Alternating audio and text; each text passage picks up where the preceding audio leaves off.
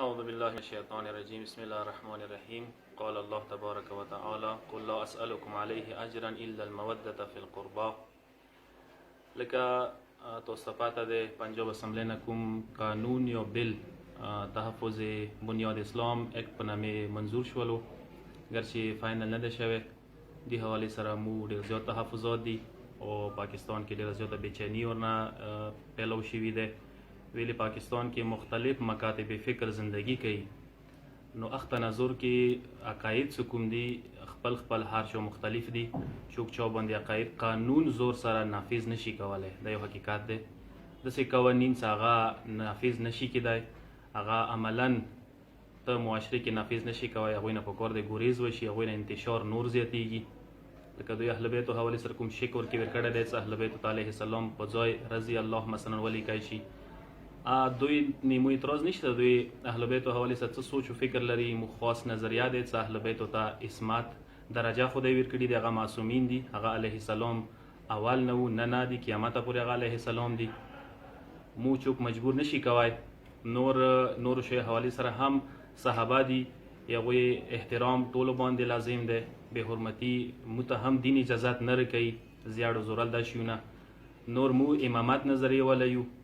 خلافت بلا فصل نظریه ولایو عقیده مدغه ده او خلافت راشده کوم ده مو توهین نکو مو اهانت نکو مو غوی ته احترام نگاه سره سترګې غړو خو دا نه ده چې چوک چا باندې خپل مکتب والا نظریات خپل مکتب والا عقاید هغه چا باندې په زور جبر سره قانون په زور ومني خوشاین خبره ده لکه د قانون په سوال کې مشاورت نه ده شوی چا سره چاهه هغه اهل حدیث دي چاهه هغه بریلوی دي چاهه هغه نور مکاتب فکر ولدي خاص سوچ او مکتب والا کسان څنګه پاکستان کې همیشه انتها پسنده او شدت پسنده باندې مشهور دي هغه دا سوچ راوړی دی د پنجاب اسمبلی ته خو دا مغه زوړ سوچ دی ضیاء الحق والا د مغه بچی دی مغه نسل دی هغه نسل اوس په ختمېدو دی هغه سوچ دفن شوی دی دوباره مو حکام بالا نه دغه پرزور اپیل کوو څه پاکستان کې دوباره هغه انتشار هغه فرقواریت څه مخکې پیلو شوی او هغه روکتام ډېر مشکلاتو سره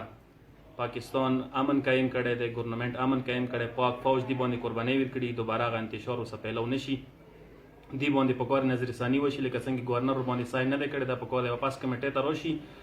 ټول مکاتب فکر وغوړي د قانون په مطابق سوچ او بچار وکي کوم شکونه څنګه متفقون علیه دي څنګه باندې ټول مکاتب اتفاق نظر پیدا کوي شي چې عقاید سره تصادم کې نه دي پکور د څه هغه په مطابق دا بل یا منظور شي مخته پیش کړل شي او دی باندې کومې وی ام ان ای خاتون قومي اسمبلی کې هم کومي طریقې سره تحفظات او اظهار وکوي یا غو مکمل تایید کو عمو انجمن حسینیه طرف نه مرکز طرف نه ایدی پر زور مذمت کو او حکام بالا نه پر زور اپیل کو چې د قانون باندې نظر ثاني وشي دوباره د واپسی کمیټې ته او ټول مکاتب فکر سره بقاعده سلام مشوره پوښي غنبات کچيري یو بل